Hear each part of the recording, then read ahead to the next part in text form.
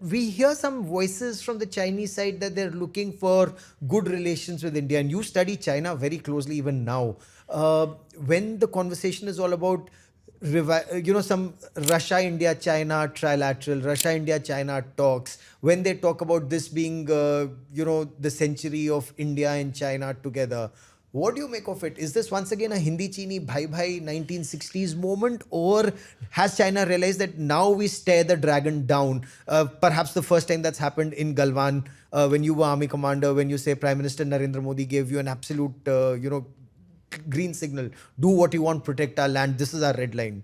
China has seen this and now wants good ties with us. Yeah, so that is one. And the final disengagement, which happened in October, 21st of October last year, was a couple of reasons. One was that the stance that we took, that status quo ante-April 2020 is what is acceptable to us, nothing less than that.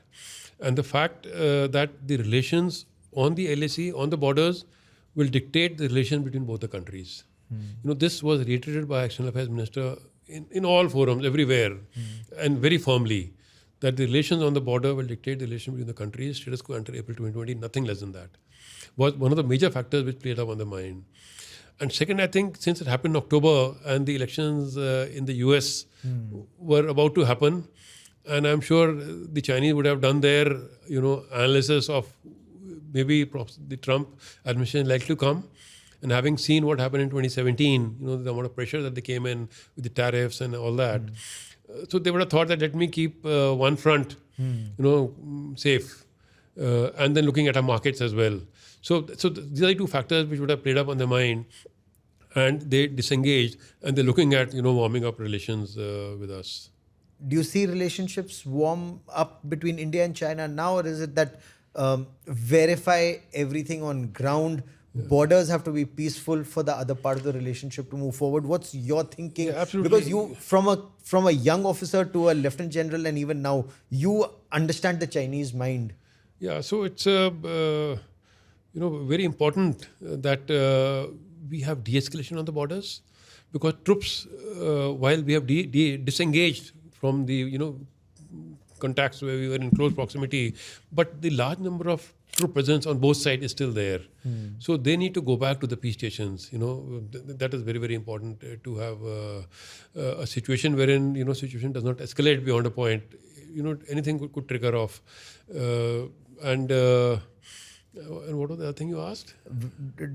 How does relationship improve? Does he genuinely want to improve relationship with us? The trust factor is, something that has to be built up now. Because post-2020, the trust factor between both the countries has been totally lost. And the onus is now on the Chinese, to bring back that trust factor.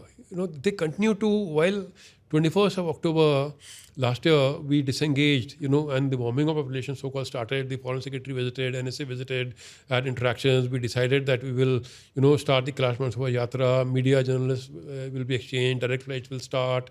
Hydrological data we will exchange and all that. Movement is a little slow. Kailash Mansarovar has happened. Other things are still happening, not so much. But on the other hand, immediately after that, they go ahead and declare, two counties, rename them in Aksai Chin.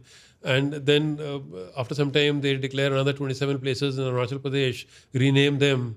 And then they announce the, big dam on the Yarlong Sangpo or the Brahmaputra for us, which has concerns for us.